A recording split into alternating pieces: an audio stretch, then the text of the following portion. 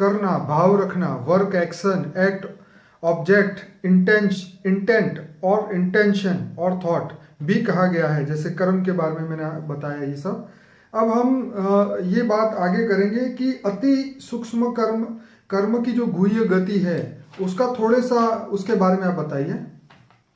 देखो, देखना, सोचना, बोलना ये तो अब साधारण बात हो गई कर्म की थियरी में जी। मगर कर्मों की गुह्य गति का राज समझाता हूं मैं आपको। राइट।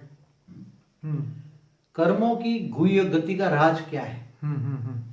कई जन्मों के संचित कर्म जब तुम्हारे सामने आते हैं अभी, राइट। समझो कि कई जन्मों के पहले किया हुआ कोई भी कर्म अभी तुम्हारे सामने आता है। जी। कोई आत्मा ने किसी को मारा है, राइट। तो सामने कोई गोली रिवॉल्वर लेके सामने आ गया है, राइट। तो ज्ञानी पुरुष है तो हाँ। वो समझेगा राइट। कि भी मेरा ही विकर्म मेरे सामने आ गया। क्या आ गया? राइट, मेरा विक्रम मेरे सामने आया। या तो कोई पहाड़ जितना दुख उसके सामने आ गया। राइट। तो वो ज्ञानी पुरुष ये समझता है मैंने ही किया हुआ कर्म मेरे सामने आया। बाबूजी, इससे रिलेटेड मेरा एक क्वेश्चन था, क्या हमारे साथ जब बुरा होता है तो क्या ये हम मान के चले कि ये हमारे कर्मों से का रिजल्ट है, और जो भी रिजल्ट हमारे सामने आता है तो उसकी जवाबदारी भी हमारी है? क्या हमें इस कर्म से डरना चाहिए? क्या हमें इससे मुकाबला करना चाहिए? क्या हमें एक्सेप्ट करना चाहिए? देखो, कर्म हमेशा जिसने कर्म किया है राइट, उसके सामने ही आएगा। ठीक है। कोई दूसरे ने किया हुआ कर्म तुम्हारे सामने नहीं आएंगे, किसी के सामने नहीं आएंगे। चलो, परमात्मा ने तो बहुत अच्छी सिस्टम सेट की है। वो तो ये तो नेचुरल ऑफ सोल है। क्या है? हाँ। नेचुरल ऑफ सोल है। ओके। वो परमात्मा की प्रोसेस नहीं है। ओके। परमात्मा ने तो फरिश्ता बनाया था, सारे ब्रह्मांड में फरिश्ते थे। ओके।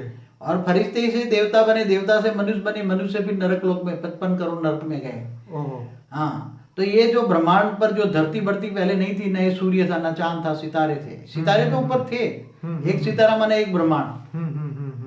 मगर जो थियरी ऑफ जो कर्म कहते हो ना, वो कोई परमात्मा ने नहीं बनाए थे। ओके। परमात्मा ने तो उसी टाइम सोचा भी नहीं था कि ये फरिश्ते बन के एक जन ये ऐसे गिरते गिरते ये जानवर बन जाएंगे। राइट। तो इसलिए तो भगवान को भी थी अपने जो रचना करता है ना भगवान, राइट, जिस ब्रह्मांड का मालिक, हाँ, जो ब्रह्मांड को रचना करता है, राइट, तब उसको भी नहीं पता होता कि ये गिरते गिरते गिरते जो मैंने रचना की है, अभी तो फरिश्ता बनाया है, राइट, मगर गिरते गिरते फरिश्ता सो देवता सो मनुष्य फिर जानवर पत्थर बुन जाएंगे। तो उसको भी, भगवान को भी जब जन्म मरण के चक्र में आना पड़ता है, उसको मतलब भगवान को भी अवतार लेने पड़ते हैं। क्या करने के लिए?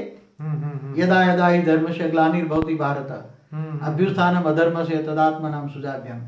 जब जब धरती पर पाप कर्म बढ़ता है, असुरों का राज होता है, तब साधु संतों का रक्षा करने के लिए मुझे धरती पर अवतरण लेना पड़ता है, अवतार लेना।